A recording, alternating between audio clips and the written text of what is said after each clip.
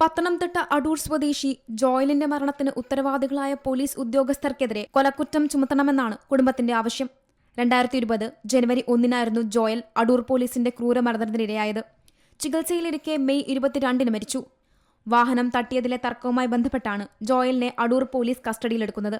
CI ബിജുവും Shiju P Sam, Jayakumar, Sreekumar, Sujith, Suresh എന്നീ പോലീസുകാരും കുടുംബത്തിന്റെ മുന്നിൽ വച്ച് ജോയലിനെ മർദ്ദിക്കുകയായിരുന്നുവെന്നാണ് ആരോപണം. അച്ഛൻ ജോയ്ക്കുട്ടിക്കും പിതൃസഹോദരി കുഞ്ഞമ്മയ്ക്കും മർദ്ദനമേറ്റു. ജയകുമാർ എന്ന് പറഞ്ഞ ഒരു സാറ് വന്നിട്ട് അവൻ്റെ കഴുത്തിന് പിടിച്ചിട്ട് പറഞ്ഞ് ഊതടാന്ന്. അന്നേരം അവൻ പറഞ്ഞു, ഞാൻ എന്തിനാ സാറേ ഊതുന്നേ എന്ന് ചോദിച്ചിട്ട് അവനൊരു പാട്ടിക്കാരനാന്ന് പറഞ്ഞ് അവൻ്റെ കഴുത്തെ അരുവാളും ചുറ്റി നക്ഷത്രത്തിൻ്റെ മാലയുണ്ട്, ഇതെടുത്ത് കാണിച്ചു. നിന്റെ ചുറ്റി എന്നും ചോദിച്ച് ഈ സിയെ അവൻ്റെ നാവിക്ക് ഒരു പിടിച്ചപ്പോൾ എൻ്റെ കുഞ്ഞ് വളഞ്ഞു കഴിഞ്ഞപ്പോൾ ഇയാൾ മുട്ട് വെച്ച് 2 ഇടി. അപ്പം ഞാൻ അതിൻ്റെ ഇടയ്ക്കുണ്ട്.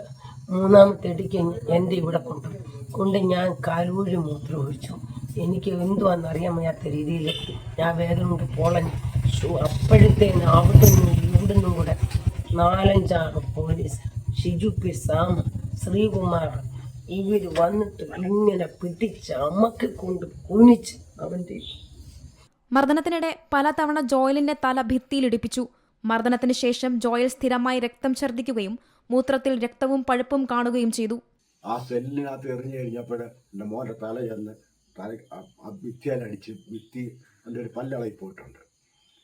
എന്നിട്ട് അവിടെ ഇരുന്ന് തീർന്നെന്ന് അവൻ എൻ്റെ അടുത്ത് തന്നെ എൻ്റെ മോൻ തന്നെ പറഞ്ഞു, തീർന്നു അപ്പം ഇനി നോക്കണ്ടെന്ന് പറഞ്ഞു. ഞാൻ മുഖ്യമന്ത്രിക്ക് പരാതി കൊടുത്തു, SP പരാതി കൊടുത്തു, കളക്ടർക്ക് പരാതി കൊടുത്തു, നിയമസഭയിൽ പരാതി കൊടുത്തു, മനുഷ്യാവകാശ കമ്മീഷന് പരാതി കൊടുത്തു. ഇവർക്കെല്ലാം പരാതി കൊടുത്ത് ഈ പരാതിയെല്ലാം താഴെ വരും. അടൂർ ജനറൽ ആശുപത്രിയിൽ ചികിത്സയിലിരിക്കെ മെയ് 22 ഗുരുതരാവസ്ഥയിലാകുകയും മറ്റൊരു സ്വകാര്യ ആശുപത്രിയിലേക്ക് കൊണ്ടുപോകും വഴി ജോയൽ മരിക്കുകയുമായിരുന്നു. സംഭവത്തിൽ നിയമപോരാട്ടം ആരംഭിച്ചതോടെ പോലീസ് സേനയിലെ ഉന്നത ഉദ്യോഗസ്ഥരിൽ നിന്നും മോശം അനുഭവങ്ങൾ ഉണ്ടായതായും കുടുംബം ആരോപിക്കുന്നുണ്ട്. സീ മലയാളം ന്യൂസ്, പത്തനംതിട്ട. ഏറ്റവും പുതിയ വാർത്തകളും വിശേഷങ്ങളും വിരൽത്തുമ്പിലറിയാൻ സീ മലയാളം ന്യൂസ് എല്ലാ ഡിജിറ്റൽ പ്ലാറ്റ്ഫോമുകളിലും ലഭ്യം.